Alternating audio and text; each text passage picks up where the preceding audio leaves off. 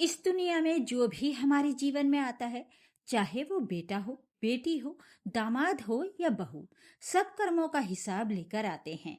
जिसका हमारे साथ कर्मों का लेना देना होता है, वही हमारी जिंदगी में आता है। और जब लेना देना पूरा हो जाता है तो चला भी जाता है। ये कोई मनगढ़ंत बात नहीं है, ये जीवन का सबसे बड़ा सच है।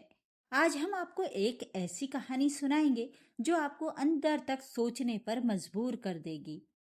आलोक एक बहुत अमीर आदमी था। उसके पास बड़ा घर था, अच्छी गाड़ी थी और बैंक में ढेर सारा पैसा था। लेकिन उसके चरित्र में एक बहुत बड़ी कमजोरी थी। वो था उसका घमंड। वो हमेशा यही सोचता था कि पैसे से सब कुछ खरीदा जा सकता है और जिसके पास पैसा नहीं है वो उसके सामने कुछ भी नहीं है। उसके बूढ़े माँ बाप गांव में रहते थे।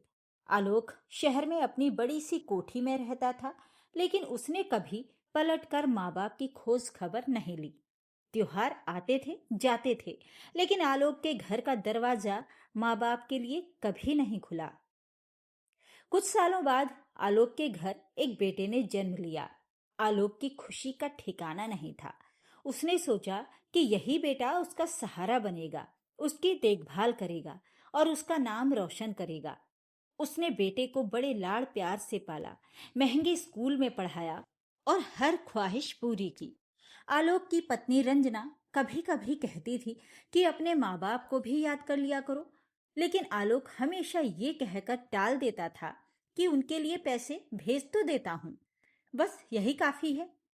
पैसे तो वो भेज देता था, लेकिन वो प्यार, वो अपनापन और वो साथ कभी नहीं दिया जो बूढ़े माँ बाप को चाहिए था। एक दिन गांव से खबर आई कि आलोक की माँ बहुत बीमार हैं और उन्हें आलोक की जरूरत है। पड़ोसियों ने फोन किया, रिश्तेदारों ने समझाया, लेकिन आलोक ने कहा कि मैं डॉक्टर का इंतजाम कर देता हूँ, अभी मेरे पास वक्त नहीं है। उसी रात माँ ने आखिरी सांस ली और इस दुनिया से चली गईं। जाते जाते उनकी आंखें दरवाजे की तरफ थीं। शायद वो अपने बेटे का इंतजार कर रही थीं।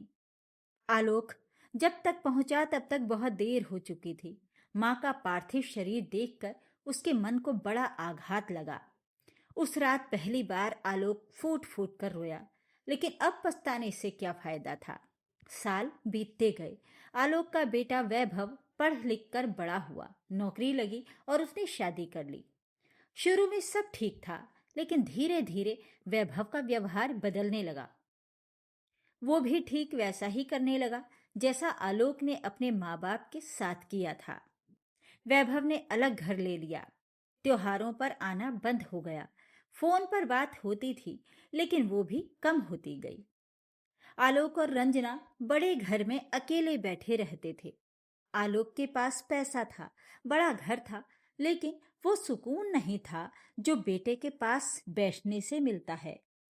एक शाम आलोक अपने घर की छत पर बैठा था और आसमान देख रहा था। तभी उसे अपने पिता की कही एक बात याद आई। पिताजी कहते थे कि बेटा, जो बोओगे वही काटोगे, जैसा करोगे वैसा भरोगे। उस दिन आलोक को समझ आया कि उसका बेटा उसके साथ वही कर रहा है जो उसने अपने माँ बाप के साथ किया था।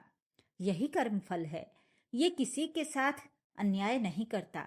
जो जितना देता है उतना ही पाता है। बेटा बनकर, बेटी बनकर, दामाद बनकर या बहू बनकर, जो भी हमारी जिंदगी में आता है वो सब कर्मों का हिसाब लेकर आता है।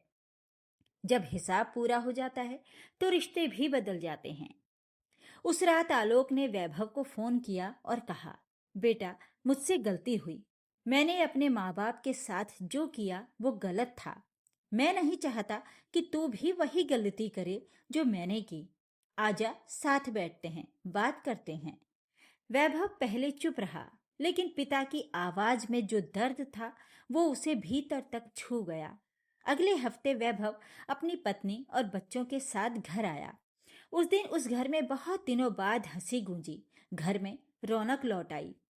इस कहानी से हमें यही सीख मिलती है कि हम जो दूसरों के साथ करते हैं, एक दिन वही हमारे साथ होता है। माँ बाप की सेवा करो, क्योंकि तुम्हारे बच्चे तुम्हें देख रहे हैं और वही सीख रहे हैं। अच्छे कर्म करो, अच्छा फल मिलेगा। बुरे कर्म करो तो बुरा फल भी जरूर मिलेगा, चाहे जल्दी मिले या देर से। कर्म फल से कोई नहीं बच सकता, न राजा न रंक। इसलिए आज से ही अपने कर्म सुधारो, क्योंकि जो आज बोओगे वही कल काटोगे। तो ये थी आज की कहानी। आपको ये कहानी कैसी लगी कमेंट बॉक्स में जरूर लिखें। वीडियो को लाइक और शेयर जरूर करें और मेरे चैनल को सब्सक्राइब भी जरूर कर लीजिएगा। धन्यवाद।